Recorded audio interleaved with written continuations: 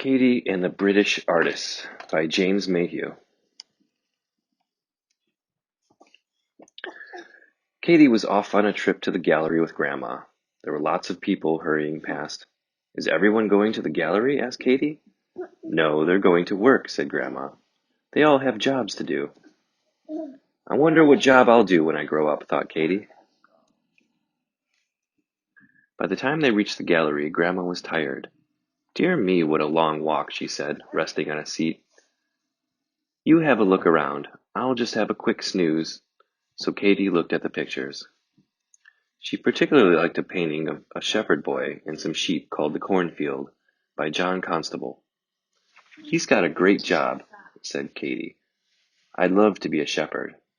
To her surprise, the boy spoke. It's jolly hard work, he said. You should try it. All right, said Katie, climbing over the frame and into the picture. I will. I'm Ben Copperwheat, said the boy, and that's Rex, my dog. Hello, I'm Katie, said Katie. Well, come on, Katie, help me with these sheep, said Ben. They're wandering off in all directions. It was hot, dusty work, but eventually Katie, Ben, and Rex herded the sheep safely into the meadow. Phew, said Katie, I'm puffed out. I have to do this every day, said Ben. You could try a different job, suggested Katie. Let's look in the gallery for ideas. Katie took Ben and Rex into the gallery.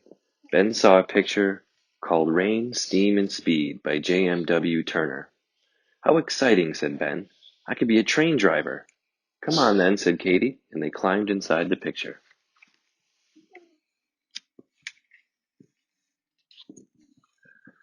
The train was puffing across a bridge, but when the driver saw Katie and Ben waving, he stopped the train. Please, can we drive the train? Asked Katie. Well, I could use some help, said the driver. All aboard? Ben helped to drive the train while Katie shoveled coal. The train went faster and faster, lickety-split along the track. The ladies' bonnets blew away and the gentlemen lost their hats. Slow down, yelled the passengers. Faster, shouted Katie and Ben. Clickety-clack went the train. Suddenly there was a bang. The train slowly ground to a halt. Oh dear, said Katie. Is it broken? We've blown a valve, said the driver, grabbing a spanner. It will take ages to mend. You'd better hop off before you do any more damage. I don't think I should be a train driver after all, said Ben, as they walked back to the frame and climbed into the gallery. Look at that horse, said Ben. He was pointing at a painting called Whistle Jacket by George Stubbs. Perhaps you could be a horseman with the Royal Guard, said Katie. I'd love that, said Ben, so they quickly climbed inside. Ben hopped up onto Whistle Jacket. There's nowhere to ride in this picture, he said. Katie fumbled in her pocket and found a few old crayons. She quickly drew some hills and fields. Perfect, said Ben, galloping off.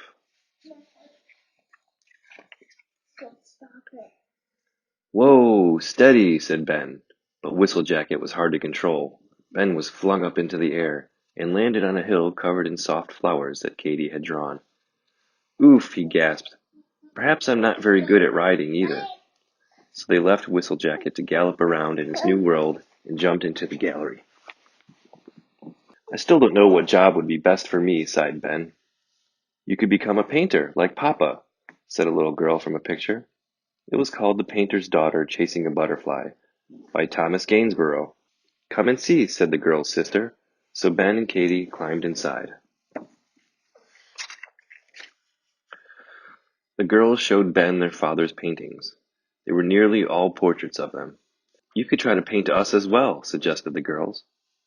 I don't know how to paint, said Ben. Here, have my crayons, said Katie. Try drawing instead. Ben tried to draw the girls as they chased butterflies, but he found it very hard. It's no good, he said. I don't think I could be an artist either. Never mind, giggled the girls. Come and chase butterflies with us. It's fun. Ben was rather good at catching butterflies with his hat. But I can't do that for a job, can I? He asked. Well, said the girls, you could be an explorer and discover rare insects and birds. I could sail around the world to faraway islands, said Ben. And I know where to find a ship, said Katy. Come on. They said goodbye to the girls and jumped into the gallery, where Katy showed Ben a painting of a ship called the Fighting Temeraire by J.M.W. Turner. That's perfect for an adventure, said Ben, as they climbed through the frame. It was evening in the painting, and the sun was slowly setting over the sea. Katy saw a rowing boat tied to a jetty. Let's row out to the big ship, she said. When they reached the ship, they climbed aboard. It was a very old ship that no one used anymore, so they had it all to themselves. Ahoy there, shouted Katy, climbing the rigging. Shiver me timbers! Hoist the mainsail, laughed Ben from the deck. They explored all over the ship, but then Ben heard distant sounds drifting across the sea from the gallery. I'd know that sound anywhere, he said. It's my sheep. I must go and find them. Sounds like your sheep are calling for you, said Katy, as they rowed back to the picture frame. Perhaps I left the gate open, said Ben. In the gallery, they found Ben's sheep waiting. I must get them back home before dark, he said. Ben whistled to Rex, and together they rounded up the sheep, quickly and neatly in front of the cornfield picture.